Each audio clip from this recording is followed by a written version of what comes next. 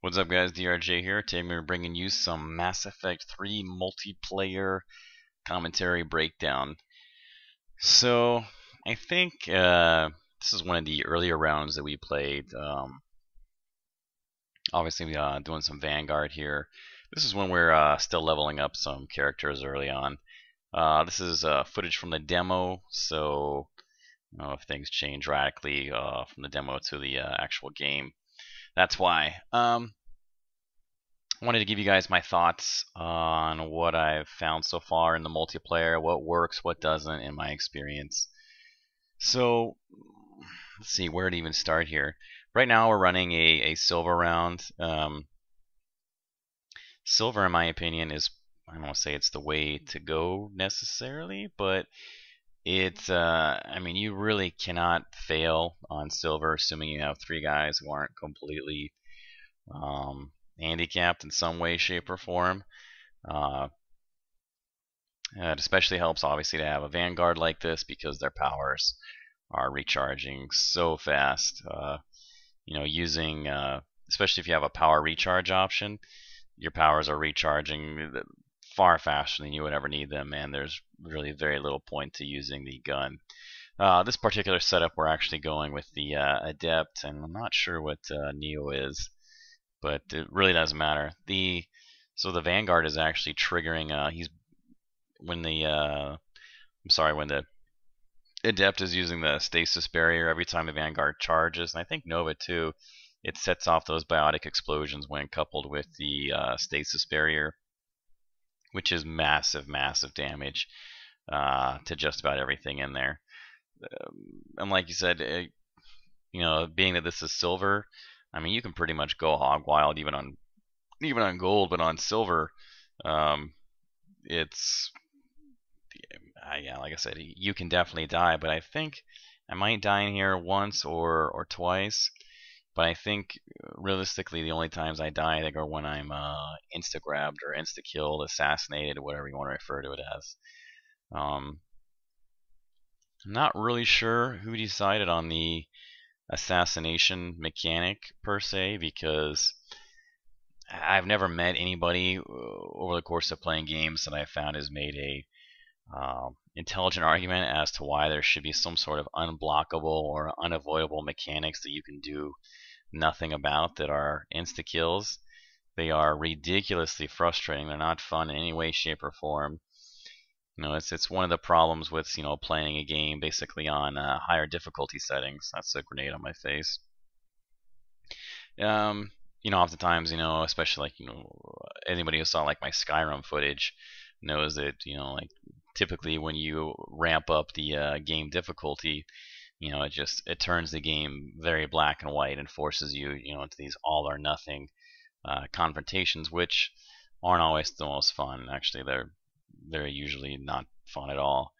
Either you're just basically cock stomping everything, or you're being cock stomped. I think that golden here is definitely very challenging, especially depending on your setups for sure. Go into that a little bit more later on. But for basically farming, I think that silver is definitely the way to go. Unfortunately, if you're playing with randoms, you probably will have a tough time with silver, at least in my experience. I don't think I can carry a team of all four guys on silver by myself. I guess maybe you could if you wanted to draw it out all day and take 40, 50 minutes to win a match, but in my opinion, it's just not worth it. I don't even bother playing if I don't have one or two friends to play with.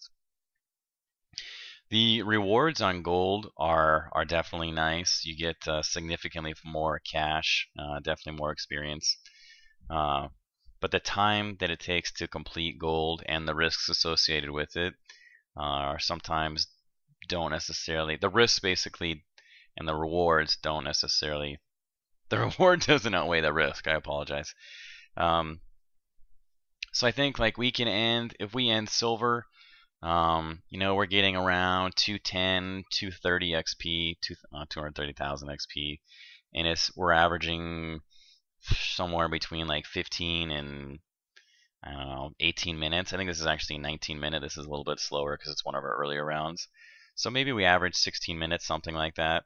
Whereas a gold run typically takes us between 25 and 28 minutes, and we don't always complete the gold runs. So if you don't make it, I don't remember what the last challenge is, but if you don't make it to the end basically of the gold run, I mean, you get significantly reduced both XP and money, and that those experience points and the money, like I said, is all but guaranteed in this. I think you get like 35, 40k for money for beating the silver, but you get, I think it's like 40 or 45k or something like that for beating gold. In my opinion, like the rewards need to be either decreased for silver or they need to be upped for gold. And in my opinion, they need to be upped for gold, because if you're pounding out gold, you basically you're probably going to be pretty close to high level as it is, and you're looking for that skrill of that cash, and that's just it's not really there for gold. And like I said, depending on the setup you're going, if you're trying to run like this ideal setup, you know, where you have some sort of like combination of like infiltrators, engineers, vanguards, adepts, you can probably do it just fine with you know, one random. But if you're trying to do like some goofy challenge like the Krogan Gold challenge or something like that, you might be frustrated. The Vanguard, obviously, I'll try to do a breakdown of all the different classes. The Vanguard is obviously incredibly powerful. As you can see, the Nova there, you can spec Nova. I'm not sure if it's an automatic spec or not, but you can spec Nova to when you hit Nova, it increases the regen on your other powers. And if your biotic charge isn't up at the moment, it will be almost instantaneously. Also, because of the strength of the Vanguard and charging in, you know, you're going to be hard pressed to make a great argument for using anything besides a pistol. There we go. There's an instant kill. That was cute. Because you get such a massive, massive, massive boost to that power recharge by keeping it as close to 200% as possible. And if you use any of these smaller pistols, you can keep it at 200% no problem. Let's see. So the way that I like to spec my Vanguard is basically, well, you either use the human male, human female. Human male is not unlocked in the demo. It's just a human female. So you basically have charge, shockwave, and Nova. You know, you're looking for basically the options you're looking for is you want to hit the most amount of guys at one time, and you want the recharge rates as fast as possible. So whatever those options are, you can spec out charge to, I think, hit up to additional 2 enemies. I think that means it hits a total of 3. I actually fucked it up here in the demo, and there's no respec option currently. I really hope there is in the actual full game, because that would be kind of strange to spec out your character a certain way and then, I don't know, be stuck with that spec permanently, I guess. That would be kind of strange. So I'm sure they'll add in a respec feature eventually, if it's not already there in the full player game. Don't know if it actually is, hasn't been released yet. So like I said, you want to spec out charge, hit as many guys, fast recharge. Same deal with Nova. Shockwave, the only useful thing that I've really found for Shockwave is that it can remove the Guardian shields. The Guardians are the guys that are toting around those big ass shields, and it can be useful for temporarily removing that shield. But charge also does the exact same thing. So you have enough points in this multiplayer setting to max out, I think is it 3 or 4 skills? I think it's 4 skills. In my opinion, you could get by just fine without Shockwave at all. I know that there's other enemies that are going to be coming up. I think all you can do is fight against the humans, or the, whatchamacallit, I can't think of their names. But basically all you can fight against is human players. So maybe Shockwave's really useful against something else, but realistically, I mean, I have a hard time imagining that Shockwave is going to go from phenomenally useless to phenomenally incredible just against a different set of enemies. But who knows? I could be wrong. Let's see. So that's that. Oh, said pistols good. I guess I'll keep going with classes. Well, real quick here, one of the ways to maximize your points, just talk about this before I forget, is to get these kill streaks. Kill streaks, as far as we can tell, are when you get 5 or more kills all at once. So the kill feed can display up to 4 kills at once, and a kill streak, it seems, is when you basically max out the kill feed plus 1.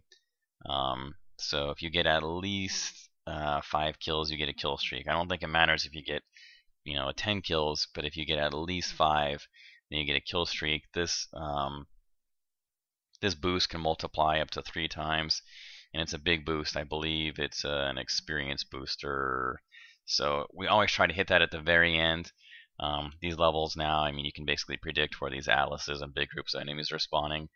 As you can see here, we're not using a whole lot of teamwork. We're more or less, just competing with each other to see who can get the most points, which is not the best way to run the rounds. But it really doesn't matter on silver.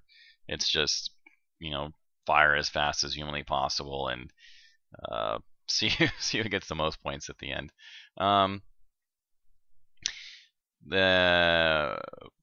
Basically, I'll try to see if we can point it out here.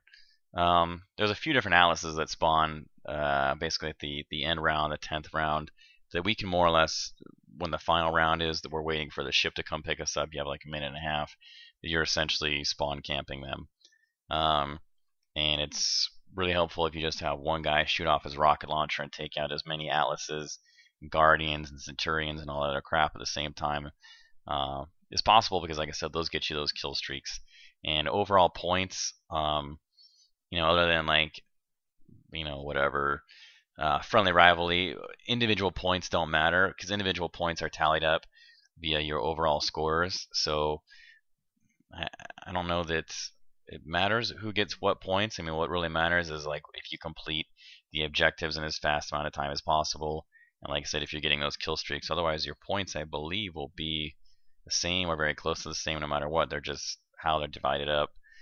Like I said, your individual scores don't really mean jack shit because you all share the experience and the coins that you earn throughout the round. So, well, that said too, you can also get additional bonuses for doing things for the different medals. So, you get the medal for like meleeing somebody 5 times, doing a grab, which is going into cover and pulling an enemy who's directly on the other side of that cover over and insta-killing him.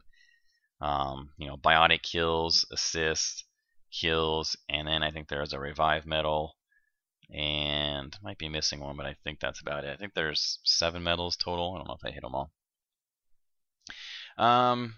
So let's see here. Let's keep going over some of the other classes. Adept. I think Bruce is playing the Adept right now. Awesome class. So if you guys remember what I just talked about, the way to spec the Vanguard out, you really want to spec your Adept the same way. We experimented. I think Bruce spec'd his Adept one way. I spec'd mine the other way. I spec'd mine with the throw on instant recharge when you hit off a biotic explosion. Well, it sounds like a cool idea, but in reality, throws recharge rate, if you're using a pistol with 200% recharge, is so fast. I think it's literally like 1.2 seconds. And if you're using a recharge power, I think you can probably drop it down below 1 second. So that instant recharge thing really just isn't worth it. If it recharged all your skills, it probably would be, because then you can apply a warp or something like that. But what's far more beneficial is to spec into the increased biotic explosions and do that with warp as well. Also, warp needs to be spec'd out. Warp needs to be spec'd out with the increased damage, because the increased damage, I think it's like an extra 25%, 15% for whatever it is, 15 seconds or something like that, is incredibly useful on those atlases, especially in gold. It's not uncommon to get, I don't know what it is, like nearly double digits in atlases towards the end. And having that extra, whatever it is, 15 to 25% extra damage really stacks up, especially when you combine that with, I think it's the Infiltrator's ability, one of the Infiltrator classes, I think it's the Solarian, has the Proximity Bomb, and you can spec that to also give increased damage. And when you do that, the Atlas health drops so fast. But the Adept Stasis Barrier, basically you want to Stasis Barrier everything right off the bat. You could probably make an argument that warping things and then hitting with a throw would be more effective. But unfortunately, what ends up happening is they just tend to dodge the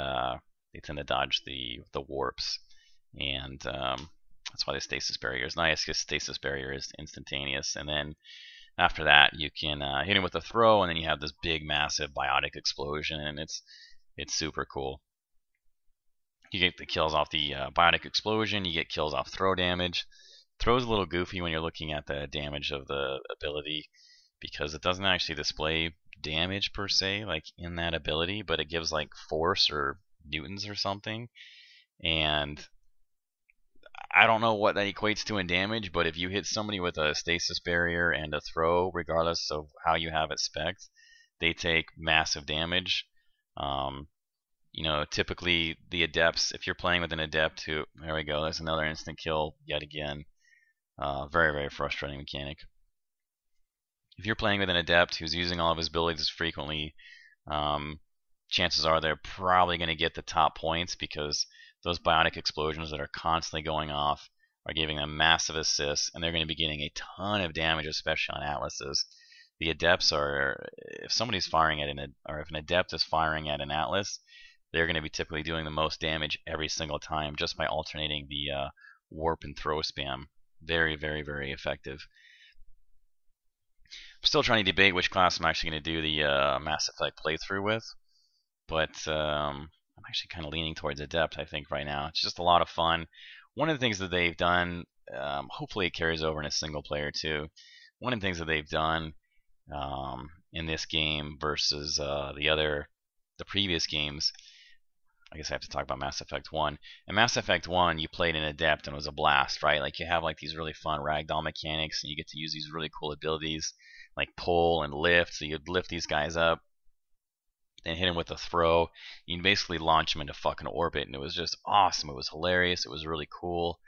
And they kind of got rid of all of that in Mass Effect 2, because they gave everybody barriers and shields and all sorts of goofy stuff.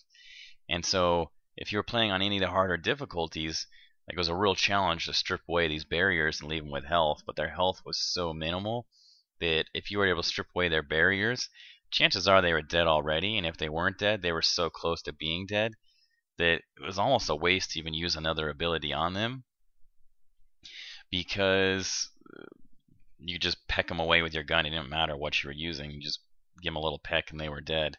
So what I really like about Mass Effect 3 so far is that they're mixing up the guys with barriers and with shields with guys that don't have anything.